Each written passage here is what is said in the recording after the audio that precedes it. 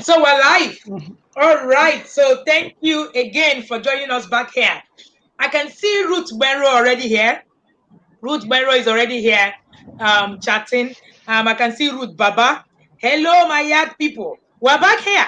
And we are going to be having conversations with Owe Osas, right? Osas, I hope I pronounced your name well. My name is Wendy Very Ologe. correct. And I'm the founder. All right. I'm the founder of the Intentional Parent Academy.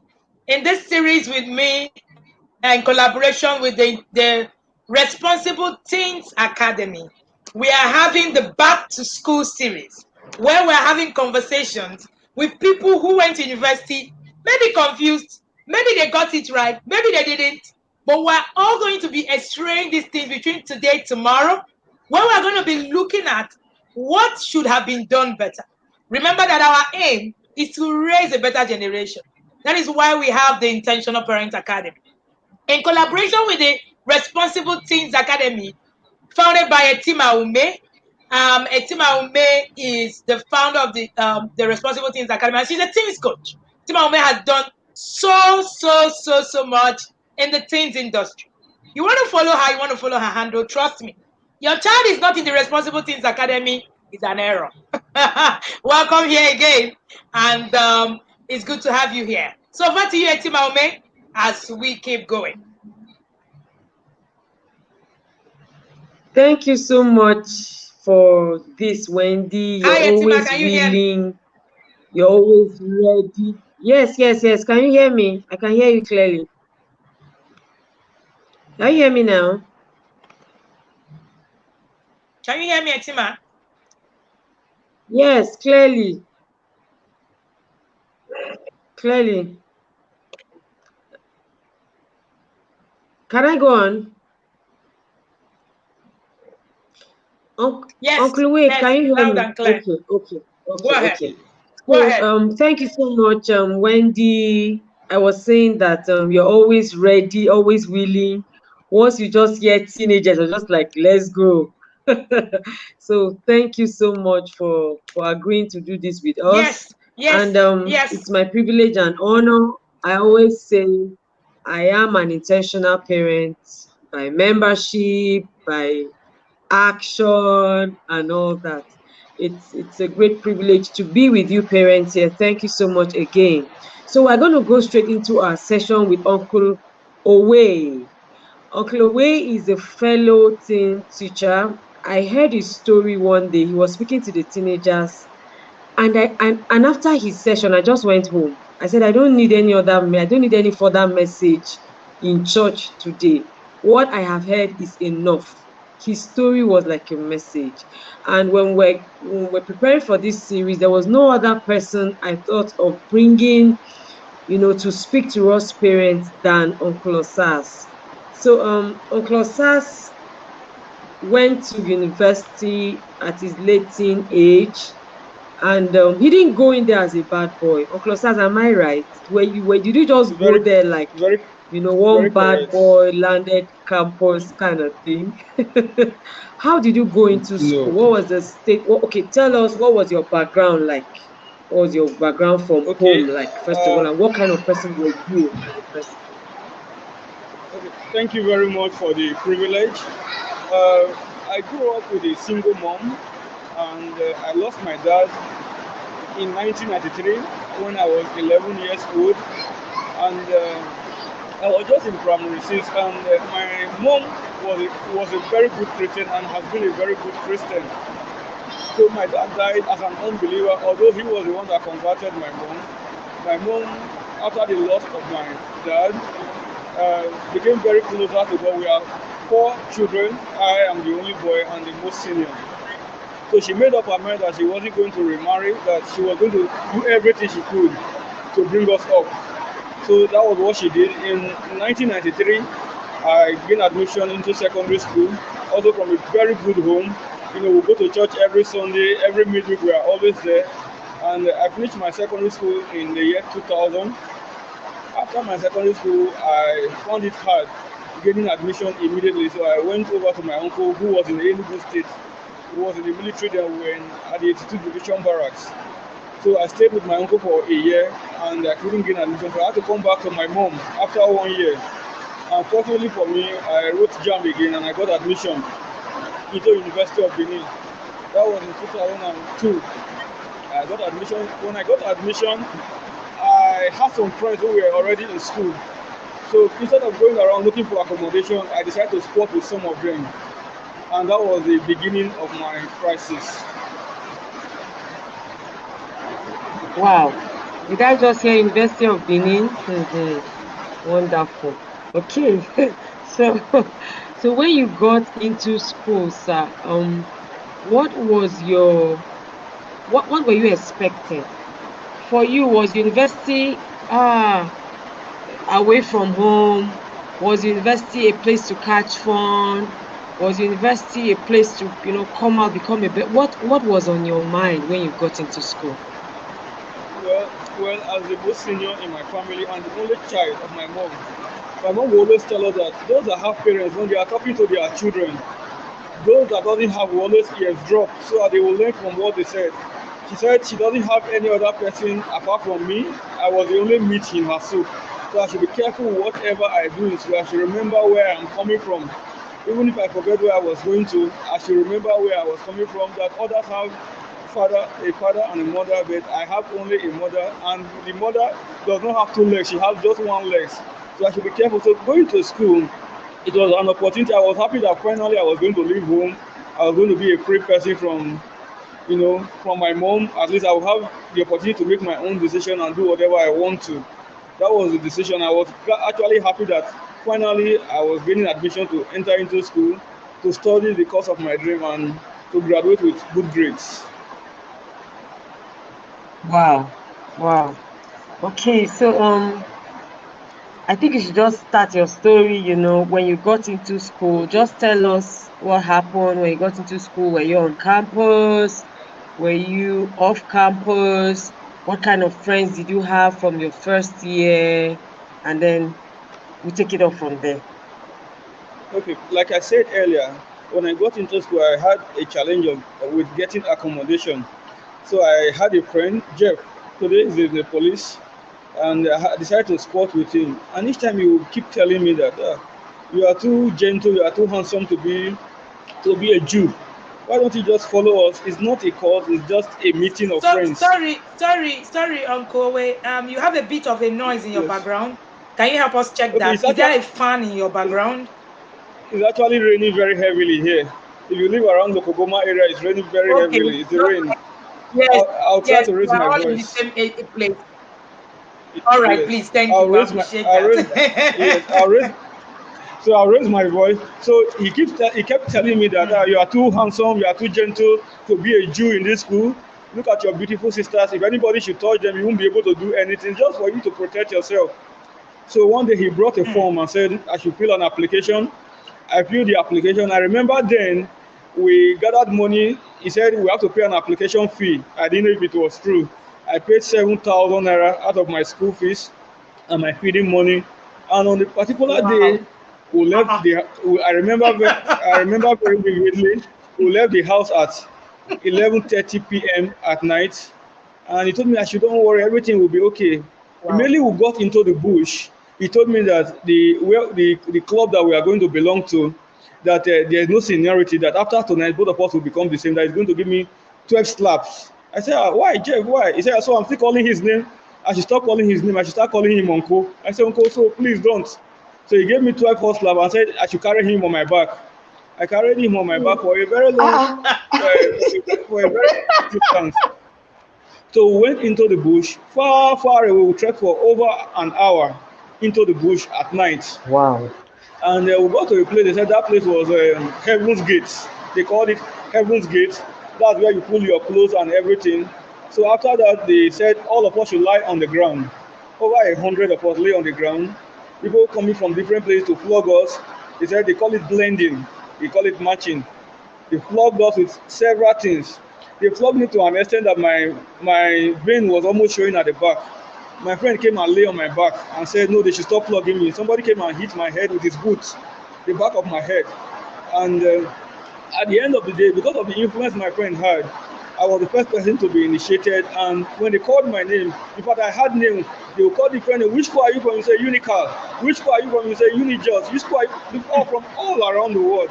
And I was amazed how they all got to the school that night from different parts of the country. Wow. So when they called me, my friend whispered in my ears and said that before I would enter into the temple, there's what they call temple. I was actually initiated into the Black Arts Confraternity. If you check online, you see Neo Black. If you type Neo Black Movement of Africa on Google, it will show you a lot of their activities.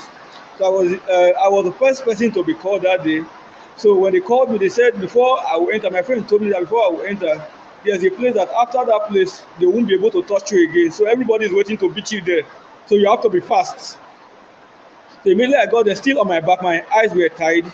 I crawled as fast as I could. People were jumping up on me, flogging me. In fact, I urinated on myself. I wished I would have died that day, but to the glory of God, I survived. So when I got into the temple, I made a vow with my life. Your tongue, which is this right tongue, will be cut.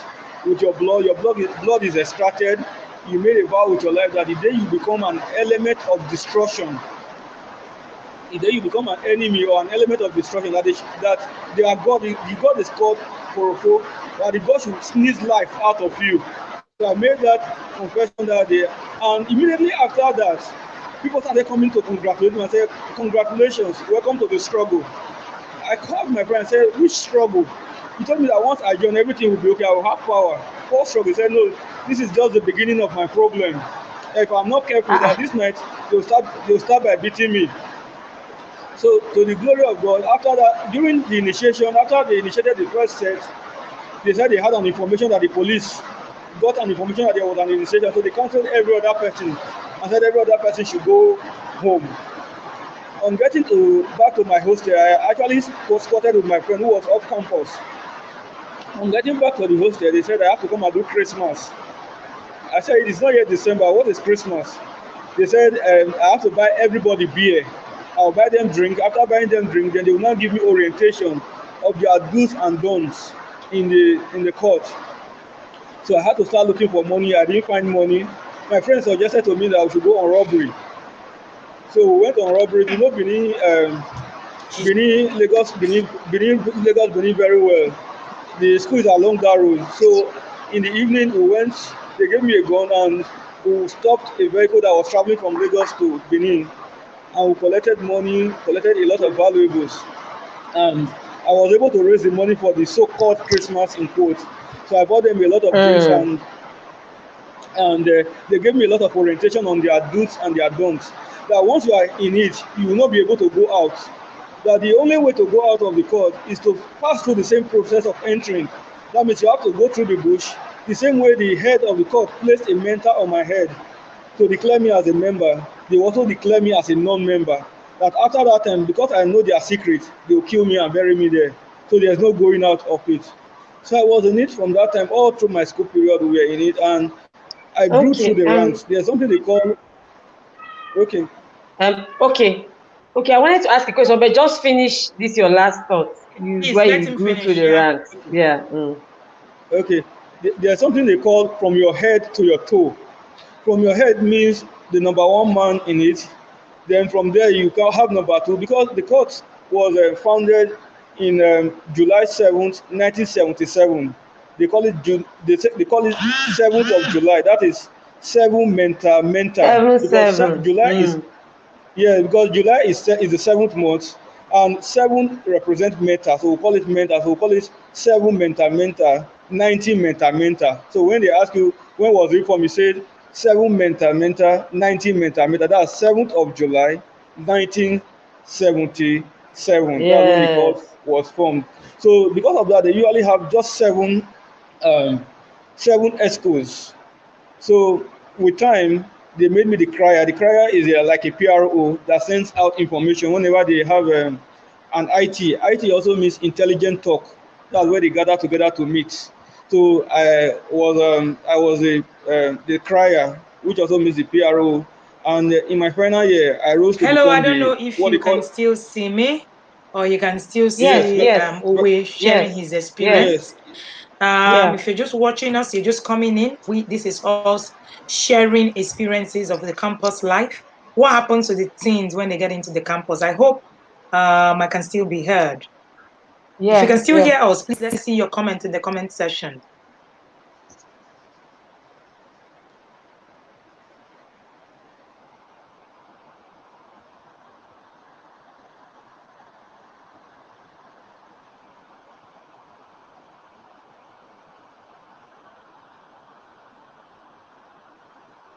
All right. Yes, go ahead. Etima, I think Kowe is having issues with his network, right? Yeah. Okay. So you see how a child, Wendy, this is so shocking. Were you listening? It looked like a movie. You see how a child I'm writing. how a I'm child, not just listening.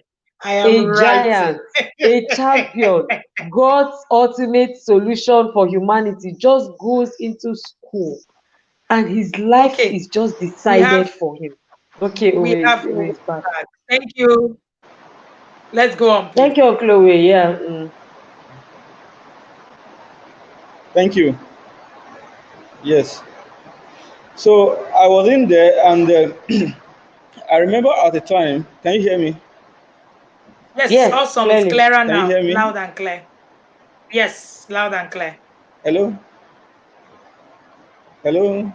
Yes, we can hear you. Loud and clear. Yes. Hello? Yes, we can hear you. Is anyone there? Yes, we're hearing. Yes, we can hear you. I sent a chat. Yes, we can hear you. Okay, I guess his network is still acting up a bit. Yeah. Okay, Tim, I'm sure he's gonna come back soon. Let's go on. Yeah. Or maybe you should take him out and then bring him back so that he tries to. Yes. Maybe you should take him out so that he tries to come in again by himself. Yeah. Just go ahead. Okay, so you know how a young man, including the ladies, just go to school and there's no resolve. I don't know. Is the issue that they are not expecting that these challenges will come? What is that thing that a child will be searching for that will make him go and join a cult group? These days we have cult groups even in secondary schools, Wendy. In secondary schools. And what are they in search of? Power. Power to do what is my question.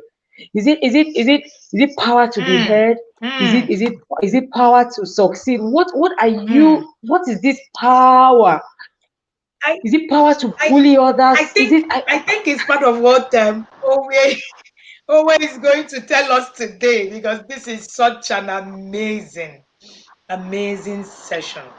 Right? Please go on, sir, if you can hear us. Yeah, we can. Can you hear us? Yes. Thank you for sharing this with us. Very clear. Yes. Thank you.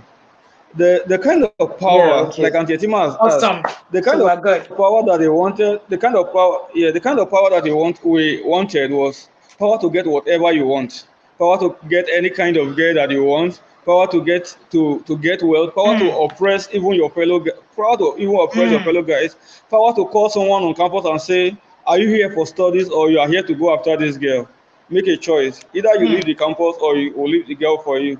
So that is actually what it was all about. And because my school, the New Black Movement of Africa, the Black Arts Confraternity, was founded in my school.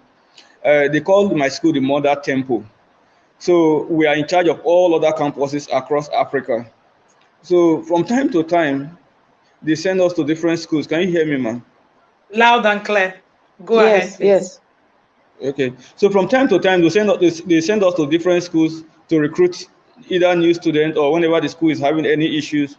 So they send us to school. So most of the times, instead of staying in our own school and attending lectures, we are in different schools. Sometimes when there's a fracas in the school, we leave the school and we start living in the bush, just so they don't use us to count. There's something they call it counting of scores. So, for example, if there's a crisis, they will ask you, what is the scores? Someone will tell you 5-1. That means on the other side, 5 people have gone, while on this side, just 1 person has gone. I will start celebrating. So that was how far we went. In fact, we lost focus and everything. So, any question, ma'am? Wow. Yeah. Okay, so my question, I have like questions are just raging in my head As now. in, I wanted to ask, so were you compelled? Were you evangelized? Were you forced? Were you coerced? What made you join? Because I want to believe that you thought about it, or were you forced? Were you threatened? Because I know that some people were kind of like forced to join. Some people were, lured to join. So, what was your own situation? Well, I wasn't forced to join. I was just coerced. He kept telling me that, why don't you join this thing? Look at these people.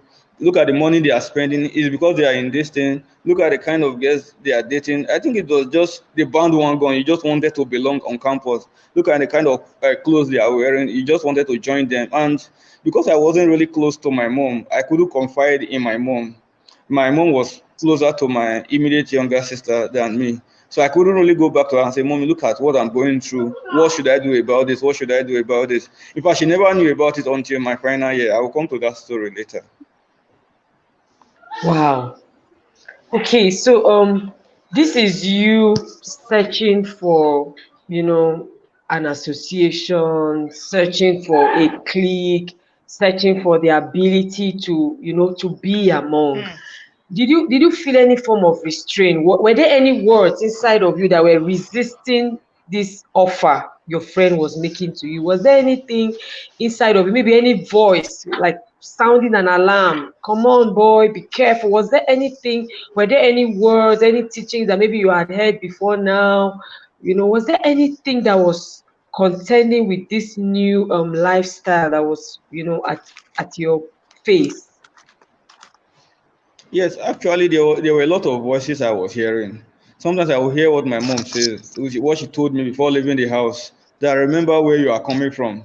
Some people have two parents, you have just one. And she doesn't have two legs, she have one leg. That means she's not really strong. So if anything happens to you, there was nobody to stand for you. But there was another voice that I was seeing physically, which is that of my friend, that kept telling me, why don't you do this? There's no harm in it. I've been in it for years and there has not been anything. So why don't you just join us? It will make you stronger, it will make you more successful and all of that.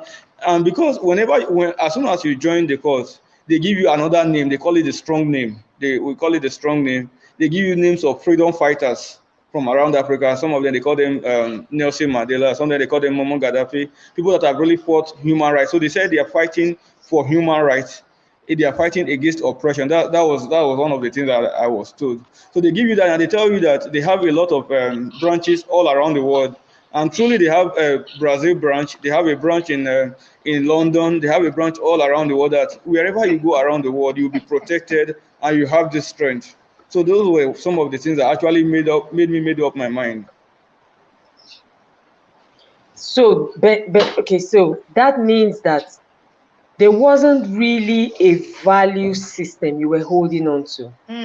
Yes, your mom spoke to you, Uncle Owe, but could it be that there were no established values when it comes to the value of, integrity, the value of character, the value of, could it be that those values were maybe not strong enough? Maybe they were there. Maybe it was just sentiment, maybe it was just sentiment of, be a good boy, oh, be careful, oh. Could it be that the values were not strong? You're now a believer, so you know what I'm talking about. I know you understand the difference in when you're just advised and then when you're living your life based on certain values that have been grounded in your heart.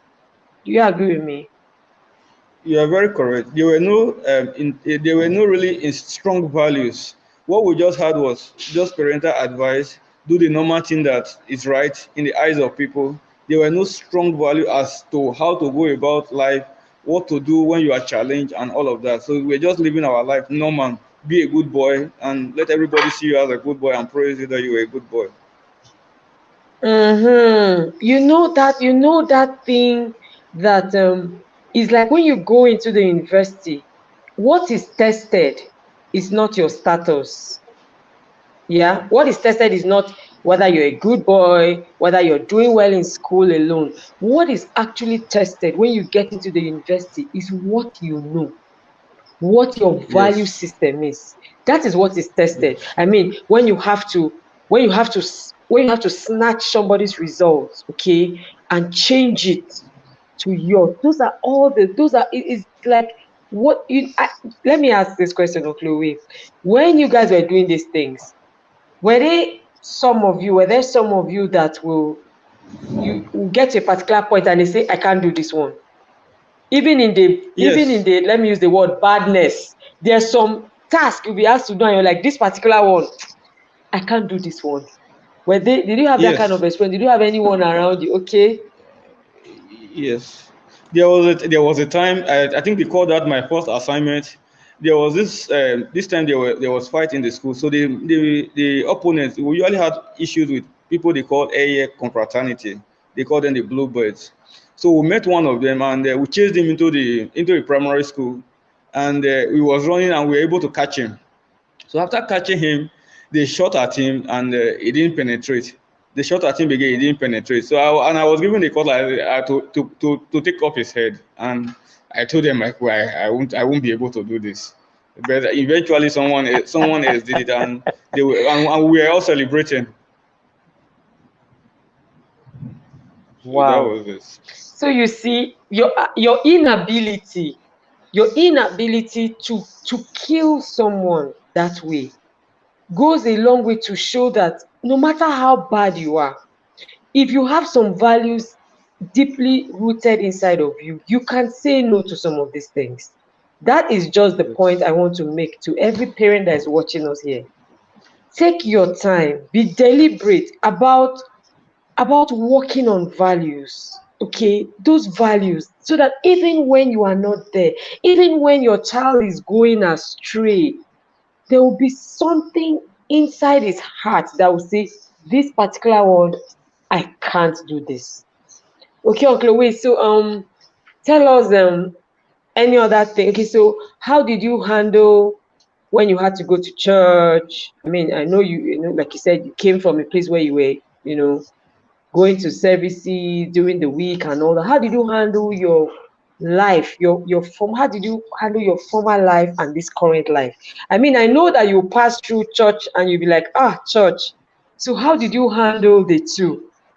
Good boy Okay. before, now bad boy. How did you handle it? Well, even while I was in school, I continued being in the group, and this time I started smoking, and I won't be able to drink even ordinary tea without putting weed. Just to take tea, I have to mix it with weed. I remember one time I was smoking in my room, and my mom knocked. I quickly put perfume, and when she entered, she perceived the person. Said someone is smoking around. I said maybe it was a neighbor. So I kept living a life of pretense, and she never knew about it. My younger sister knew about it, but she couldn't tell my mom because I had threatened her in school. So while in final year, I've grown to become the head, and we're going to do what we call the HO. And on our way, we were arrested by the police with a lot of weapons and all of that. And we were taken to a police station in that place. And after some days, we were transferred to the state CID. We were there. While there, I met a man. They called him Pastor. I told him that look at what actually happened. We want to say the truth, even if we lied to the police. Pray for me. Inside the cell, he prayed for me. And after we were released, we continued because they have what they call zonal centers in each area. All the areas they have Lokogoma zone, for example. Even till now, they have Lokogoma zone. They have one in Damakasa. There's a village behind Lokogoma. They call it Damakasa zone. They have another one in Durumi, even till date. So I continued with the zone. The zone is the one in your area. This time I relocated to Lagos, and my result was seized because it was reported to the management of the school. So my result wasn't released. So I continued in the zone, and my mom told me instead of waiting for the result that might not be released, why don't you start another program? So I went to Lagos State University and started another program as a part-time student. And during this period, this was in I think 2008 or so. During this period, I went to church one day and I had the word of God, and it hit me. And I truly repented. I told God that I was going to stop pretending.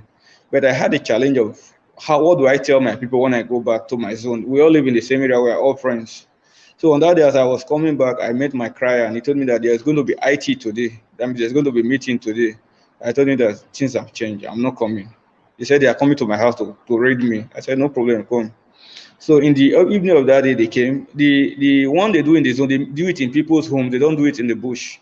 So they meet in people's home, people's sitting room, and all of that. Sometimes uncompleted building. They came to my house and said they were coming to move me out. And I told them I'm not going anywhere. I've told you I can't continue. I'm not a pastor. The struggle was much, but at the end, they let me be. So that was how I survived it. But truly, one of the things they put in someone's heart is fear. If anyone is listening to me and the person has a child that is already in it, they make you to be afraid that if you don't do this, we are going to kill you. But if you are able to stand your ground, there is no way they will kill you. Even in the university, they say they don't kill themselves. But if you offend someone, the person can set you up with another person in another class and say, go and shoot this person. It got to a point that I had to go to Asaba while in school to do charm for gun. We went to Asaba, just close to River Niger. The man did it for us, and we paid him very well. I remember that night. I remember a day before that day, we had to go on robbery to raise the money. I and my friend, and the man said he was going to test the gun on us, so he tested the gun on us. When he shot at me, I was in a trance. No, when I opened my eyes, I saw myself somewhere else. So he said the gun would not enter, and you'll be able to disappear. So I had to believe that, so I can disappear now. So when I got back to school, I was telling everybody that nothing will happen to me. My body is plastic. If you shoot at me, it will bounce back. So I was very bold. In fact, I told some of my friends that if any vehicle comes now, they shoot at us, you just run. Me, I will chase the bullets. So that was how we kept going until one day we didn't know there was fight. On our way back from lectures, I was shot at and it entered. But by the grace of God, I was shot at on my chest. It entered. They thought I had died, but yes.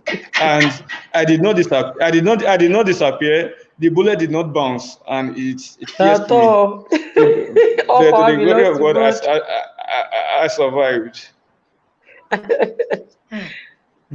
Wow. Whoa. Wow. When did you ask a question, please?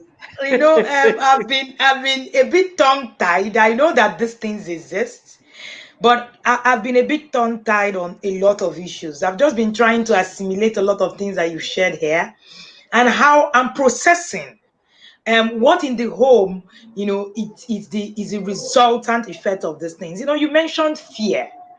Could it also be that you didn't see fear, parental fear? You saw parental fear like you were instilled that fear in you, so you believed fear in quotes. So when you got out there, also you also could relate to this fear. So once somebody just tells you, oh, this is going to happen to you, just took it in because fear was already built in your process. I'm just asking. Well, really, I didn't have parental fear. There was no parental fear. My mom tried all she could to send us to the level that we were, and there was no really parental fear. But when you get into it, they keep telling you that when you leave, you are going to die. Remember at the beginning, I told you that you made a vow that the day you become an element of destruction, that they should squeeze life out of you. That was a vow that we made with our hands up, and after that, they gave us the things to drink. They call it keke. So you drink it as a sign that you have sealed your covenant and your vow. So they kept telling you that keke will squeeze life out of you. You don't go against keke. That's the God they serve. So the fear kept being there that the day you be an element of destruction, something will definitely happen to you. Okay, let me ask this question. Is there something, you talked about losing your dad at an early age. Did that have any effect on your journey? Yes. My mom, being a single mom, actually had a lot of effect. There was no man in the house to correct us when we were wrong. There was nobody to put us right when we were going astray. It was just my mom. And as the only son, she pampered me a lot. She always said I was the only meat in her soup. Even when my younger ones were allowed to go outside the states to look for admission, she said no, she can't allow me go out of her side, that I was the only meat in her soup, that she would do everything to protect me. So the pampering was very, very high. Okay, Ovia, I've got what I'm looking for. You mentioned I was looking for something, right? You mentioned the Yes. protection. So you were used to being protected, right? Yeah, So being when Yes. you shielded. got into campus, you needed that Mm-hmm. shield still. So you couldn't Mm-hmm. grow to Yes. the point where you could become independent on Stand your on own. your own. So it was also a permissive kind of parenting where you were not allowed to be yourself, become independent, learn the skills you needed to learn. So by the time you got into campus, you were still craving for that system where you'll be covered. Yes, you are very correct. I believe. Yeah, yeah. That's it. Mm, That's it. So, Yeah. So this is what you yeah. say. Yeah. Mm-hmm.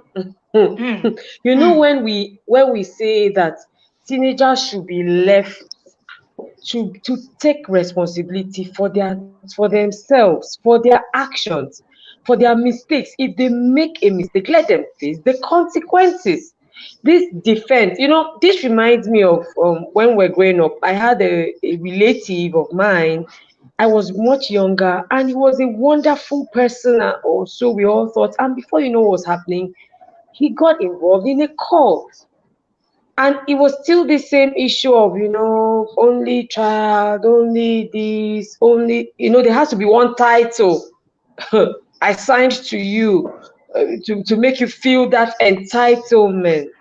And so I want to say at this point to parents that let us allow our children to go out there and face the world. All we owe them is guidance. All we owe them is helping them build these skills. Uncle Owe, do you think that your mom could have done more to help you even when you had joined? Do you think that there is something else she could have done? Because to me, I think she did what she knew best, what was available to her. But do you think there was anything she could have done when you were already in the cult? Well, as long as you are initiated into court, your mind is tied, your heart is tied. You can do anything. You don't listen to anybody. You could go anywhere and kill 100 people, and you It's are already celebrating late. that you. So it was already late for her as at that time. But I survived it. I have a friend who came into my school. He was in another school. He came to my school, and I heard there was going to be initiation in another quarter, and he was going there. And I called him. I said, "Don't go there." He said, "No, because of this." So he went, and in the morning he did not survive. They mistakenly hit What? him at the back of his head here. He died on the spot. His name is Owen. I still remember him very well. If my mom was on this broadcast, my mom Wow. would have remembered him. He was a family friend. We all grew up together. He was hit on his head Wow. here, and he died, and they buried him right there. And the parents never knew he was not in school. After a month, someone called the mom and said, "There's this thing they do in my state. They go to one of the North African states. From there, they cross the Mediterranean Sea and go to Spain." So somebody called the mom and said he saw him in Morocco, that he was trying to cross over to Spain. And the mom became suspicious, and they investigated, and at the end, they were able to recover where they buried him. And just in 3 months, I never knew that this king could decay so fast. Just in 3 months, what they brought out was just the bones and the boxers and the singlet he was wearing that night. That was what they brought back to Oh, bury. oh, Jesus. Oh, Jesus. Okay, Hmm. so for that friend of yours, what do you think? Is it still this power thing? Is it still this circle thing? Wendy, I'm thinking, when we talk about a circle for our children, sometimes parents are overprotective. You just want to just keep they say things like, I'm my children's friends. Oh my, everything starts and stops just within our home. I think in our your children should bedroom. learn. Yes, I think Mm. our children should learn how to make valuable and meaningful friendships where they can feel comfortable in. They don't lose their identity. Of course, like Blessing said earlier, that yeah, there are groups, but your identity must not be lost. You should be able to have that ability to be a one-man army kind of thing. You should be safe and comfortable in your own skin and not just always craving. So these are the discussions we must have with our children. You must not crave Now, for an Itima, association so much. so Yeah, go Itima, ahead. we say some of these things, but the truth remains that you can't give what you don't have. So many of us do not even understand what is valuable per time?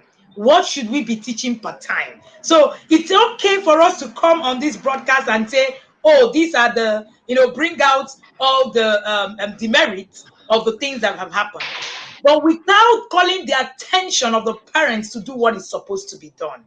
Now we're listening to this. There are lessons laced in all of this. We're still having parents who are overprotecting their children in the today. People tell me that it's because the security system in Nigeria is bad. It will get worse when the children get out there to actually go look for that same protection you provided them at home. Because the truth of the matter is that it's not rocket science. It's human mind.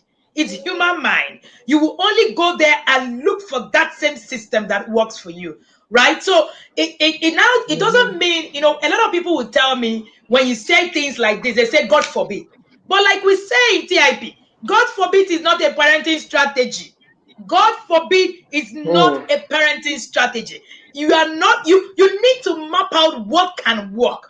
As we're listening to this, do we even know the skills that we need to teach our children? I started making noise last month, and I started saying that we must teach our children skills before they turn 13. I made noise. A lot of people said, all these things, they can just learn it anyhow. No, it is a lot much more than that. There's so much more, from the end of the parents. And imagine if Owe was also being exposed to maybe a male mentor. So imagine maybe he could have been able to talk to the person. Now the mother was the alpha and the omega, and at the point where he went through this, he shut her down. And that was it. So where we begin to feel that, oh, we are the alpha, we are the omega, everything we know, that is where it stops. This is where we begin to have challenges, because these children are going to face challenges that will never come to us. It could mean that he didn't want to hurt his mom further by telling him those things. But if there was someone else, I want to bet that Owe would have been able to at least give that person a tip of what he was passing through. What was Am I thinking going your mind, sir? Yes, that. Very correct. So what was going on? So he could have at least said, this is what I'm facing. It could be anybody. It could be someone that he is, able to confide in. You can't be everything to your child. Can never. Is there any way to say this? You cannot become the alpha, the omega. The world does not stop in your bedroom. Your house is too small for the world. The things that your children are going to see out there is a lot. Today, I see 15-year-olds being sent out there. No, nothing. They don't know anything. They don't know how to navigate their world. They don't even know hustle. They don't even know what happens on campus. Yeah, I see a lot of parents say, no, we will take our children to Covenant University. We will take them to Babcock. Those things are not there. Wow, it will shock you. I think we should bring somebody from either of the private universities to come and share with you. They are everywhere. The campus is the campus. It's not going to change. That's right. Very true. Yes. It's not Yes. going to change. So you're thinking. Go ahead, sir. I think his network got hooked. Yes. What I want. Okay. Yes. I think it's back. Awesome. What I wanted to say was that even in most private universities, in each campus we have what we call temple. That's where they go for their meeting. They call it temple. Even in most private universities that you see around here, although they don't have it in Covenant, but they've tried. They've tried several times to go to Covenant, but it doesn't not be successful. But even in most private universities, Bishop Oyedepo will bite people. He will fight you. Mama will hit you. Mama will hit you from the. Mama will be the ass man. In most private universities, is right there. They have it in most private universities, and for some of the private universities, I don't allow the students to go out. They do it even in the students' room. They bring in the coffee. Although they don't bring in physical coffee there, they use the candle to make the coffee, even in the students' room. And because I was in the main campus where the thing started from, they send reports to us, so we know about all of these things. Oh, good. Okay, Wow. we need to begin to round off. Onklowi, Interesting. what would This be is your pretty interesting. And yes, and honestly, I'm so glad that you're a team mentor as well. It's yeah, Yes. yeah. So what would you want to say if you were to turn back the hands of time? What can you say to that parent listening to us now? What are those one, two, three things you want to say that they can do that would help their children, especially the boys? Of course, Yes. there are girls' calls. Yeah. So what would Yes, a that lot of thing them. be? Mm. Yes, what I would say is if I could turn back the hands of time, I won't allow my peers to influence me, to influence every of my decisions. Looking back today, I know that that singular mistake I made ruined me to an extent, even if I was able to retreat my steps. But I allowed my friends to influence me, to tell me what to do. And I didn't have a male mentor. I didn't have anybody I could confide in that could talk to me, that I could talk to and advise me on what to do and what not to do. So it was just my mom, and I felt this is just a woman. What does she even know? So if I Of had a course. male mentor, someone, a strong male mentor in my life, I think it would have been different. And if I have been able, if I were taught mm, that I should not follow the bandwagon, I should not allow friends to influence me. And Yetima said something about standing alone. It's very, very important. You don't do what every other person is doing. If not, you jam with them. You do what is right. I never knew that. I just went and followed my friends, and whatever they say was what I did. If they say, okay, go and call this guy, I went there, and that is it. Hmm. Wendy, this one is strong.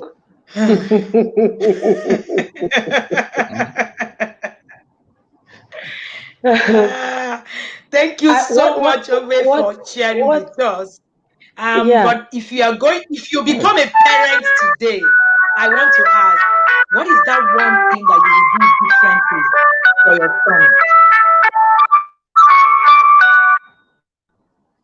Hello, Please repeat. hello, Yes, Ove, please. I can hear can you. you hear me? Yes, I said Yes, if you very become a clear. parent today, yes, what is that one thing that you will do differently with your son or your daughter? Okay, to the glory of God, I'm already a parent. I have two boys already. I'm married. Um, I have a grown up child already who is close to 10 years old. And what I always tell him is do not allow friends to influence you. Recently, I noticed that he was watching porn with his mother's phone. I went through the mother's phone, I checked the history of the phone, and I noticed some things on the phone. I know my wife doesn't watch those kind of videos, and he has been the one going to his room to play games with the phone. So I called him. I said, "Are you the one doing this?" He said, "No." I said, "Trust me, I won't tell anybody. Talk to me." He said, "Yes." So on Sunday when we got to church after service, I locked him in the car, just the two of us, and I spoke to him that this thing is wrong. You might not know the effect now, but the more you do it, the more it becomes part of you. I advised him, I counseled him, and I told him that he could always trust, he can always rely on me. And because I did not tell the mom, the next week he came and told me something that was even much more deep that they were doing in the school. Mm-hmm. I think every parent should try Mm-hmm. as much as they can to make their children trust them. If your children trust you, they can come to you and tell you anything. And secondly, every parent should also teach their children to be self-confident. If you are not self-confident, you always allow your friends to influence you. That is it. Thank you so much, Ove. Thank you so much. In fact, your last point is one of the things that we've carried in our head in the recent times. You know, when you tell people that 9-year-olds are into pornography, they look at you like she's there shouting Mm-hmm. again. She's talking about it again. I beg you, make we hear word. I am so glad. I'm so glad that some of these things are coming so real and so live. So it's not coach. Coach is not here. Say, hey, you want to do this, you have to do this. Coach is not here breaking my veins on Your my neck, table. screaming, on top of my voice. These things are real. When we say it is because we've also been able to have some of these conversations with parents like this. We've also had parents that we've worked with. So if you have a child, we've been talking about the Responsible Teens Academy, and we said that they are hosting a session. Imagine that this is just free. Look at what you're hearing. So they are hosting a paid session for your teenagers who are going to the university. Please don't let let your children go to the university without learning some of these things. I am begging you, enroll them, right? Enroll them for this class. This class is, there's an early bird offer of 5,000 naira before the day runs out. Right? And then the class Yes, holds yes, tomorrow. yes. It's a master class for parents who have children who are going to the university. I think if you have 15 years and above, let them begin to learn this. That would be my candid advice. If you have a 15-year-old child and above, let them be at this session. 5K, the truth is that what you will do with 5K, this kind of trouble, if it comes, when you have a child that have gone to court, that have started robbing, that 5K will be too small. Mm-hmm. Trust me. Mm-hmm. 5K will become nothing when that time comes. So now, pay the price now. There's always a price to pay. I keep saying this. If you don't pay the price today, you will pay the price definitely tomorrow. Reach out to Etima. If you don't have a contact, you can reach out to me and I'll share her contact with you so that you will be able to have your children enroll in that class and also enroll in all her sessions that they have in the Responsible Teens Academy for your children. Thank you so much, Etima. See the difference between what we shared earlier and what we shared, before. Blessing was of the opinion that, she was not just hearing her mother's voice, she was hearing Auntie Etima's voice, who happened to be her mentor, who happened to be somebody that she has listened to over the years. So you are not, stop being deceived that you are everything, that you are enough. No, there are a lot of people. For instance, I have a very strong inner circle, right?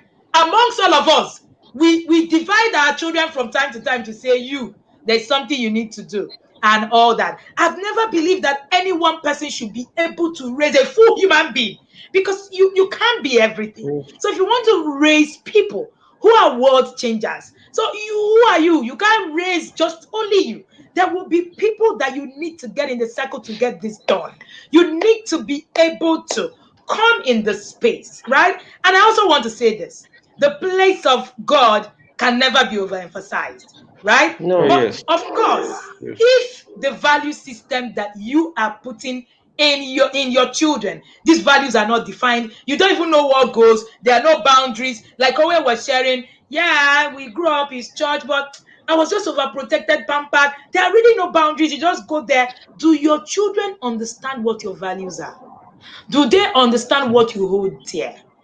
Can your children begin to speak to you when they run into issues like this? How many of us run into problems that we could confide in our parents? That should be a food for thought for you. That should be a food for thought for you. Thank you so much. Let me know, Etima. Please share your words as we begin to round up. Okay, so I just want to say to parents that as a teen mentor, I hear a lot of things. I hear a lot of things, and trust me, I believe that these things could have been avoided if there was the right environment at home, right environment, with the teenagers themselves. I always say that when teenagers are amongst themselves, okay, guided by the right mentors and the right coaches, they can air out their views. There was a time I was in a meeting with teenagers, and actually from the discussion, I was able to pick out a boy who was looking forward to joining a cult. He didn't even hide it. He was looking forward to it. This was one of those quiet, good-looking young man that you would say comes from a wonderful home. So, we need to get them start to hear these discussions. Let's not say, God forbid, how can my child ever desire? You don't know how it will be presented to him. No, you don't know. You don't know how it will be presented to him. You don't know how it will look in his eyes. You did not join a cult. It does not mean that, like I was saying at blessing session, I never was lured by a lecturer. But who says that your child won't be? My husband was never lured by a cultist. Who said that our son will not be tried or tempted to do so? How prepared are they? How prepared are they? Allow us join you to check probably there's a loophole here and there. Probably it's just a re-emphasizing. You know how you say something to your child and then your child goes somewhere else and hears it and be like, oh, mom has been saying this thing, or dad has been saying this thing. Yeah. And it just, further establishes these values that you have set for them. So thank you so much, Wendy. The registrations are still ongoing. Please go ahead. I'm available to answer any other questions you might have. And we're looking forward to having that session with the teenagers tomorrow, and then cap it up on Saturday. We are going to have a session with the parents, also the parents of everyone that is registering. We'll have a short session with them, and then we're ready to let them go. We hope we can have this series every year so that, like Wendy has said, if your child is even in SS2, SS3, it's time for them to start learning about these things. So that by the time they go, they are so grounded that before you start trying to lure them, they already know where you're going. I hate to see teenagers confused. I hate to see teenagers gullible. I hate to see them just believe anything, just confused. And I didn't know what to do. They gave me and I took. They told me to come and I went. How can you just be that confused? How can you be that ignorant? Sorry.